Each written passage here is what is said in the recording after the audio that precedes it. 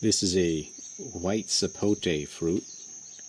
Came off of a tree down the hill, and it is ripe. It's green on the outside, but it's called a white sapote because there's the white flesh on the inside. It has a little bad spot there that a worm was in there. I'll cut this open in a minute. This is a very good tasting fruit.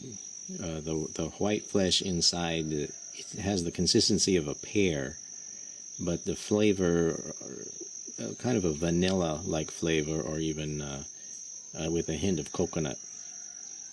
But you don't see this in the market very often because it has very delicate skin, and as you can see, it bruises very easily. And it's very messy to eat. It has big blocky seeds inside, and it's hard to cut. And you wind up making a big mess no matter how you look at it. You're going to make a mess when you eat one of these fruits. Here's a smaller one here. As soon as one is ripe, the best thing to do is to put it in the refrigerator because it will get overripe and soft spots like this on it really quickly. Let me cut one of these open and we'll see what it's like on the inside.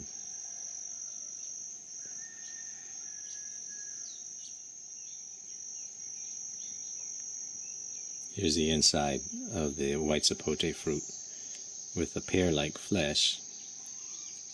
It's like a vanilla-flavored pear almost. One thing about this fruit is supposedly if you eat too much, it'll make you drowsy. And this was known apparently even to the ancient Aztecs. Eat too much of the white sapote fruit and you're going to want to go to sleep. Very interesting fruit.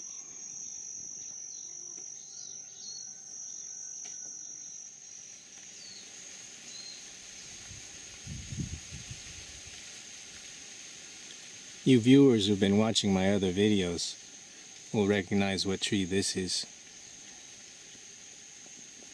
These are the flowers we're looking at. But I'll show you some of the fruit.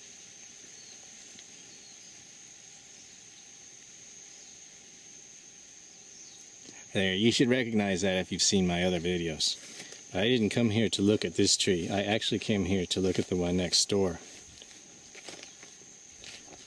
This big bushy tree right here is a white sapote tree. And a lot of the leaves look light green because they're brand new. This tree lost all its leaves last month and then promptly grew them all back. I believe this is a seasonal tree that loses its leaves in the dry season. So let's get closer and look at some of the fruit that's hanging off of it.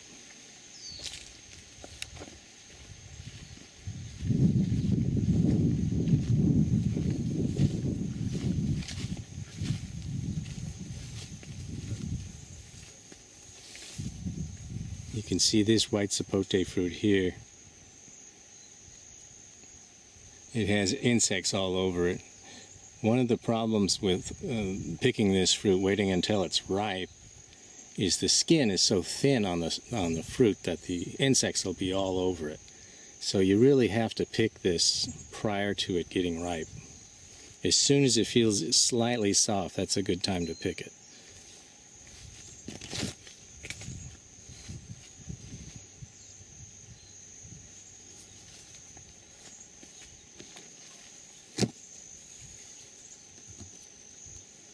See, this one is still hard, but I can tell it'll probably be soft next week.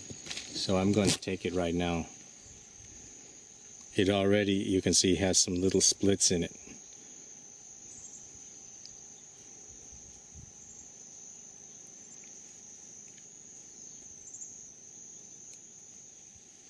You like how I hang my fruit bag on a twig, balancing twig? I'm going to go up here now, climb up into the tree and pick some fruit that I see up there about 8 or 10 feet up.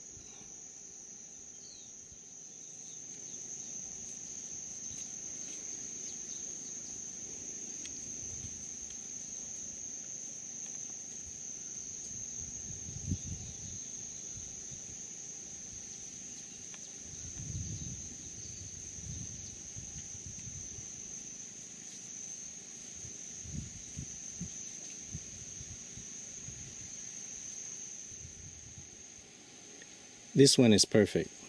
It's large and it is just slightly soft.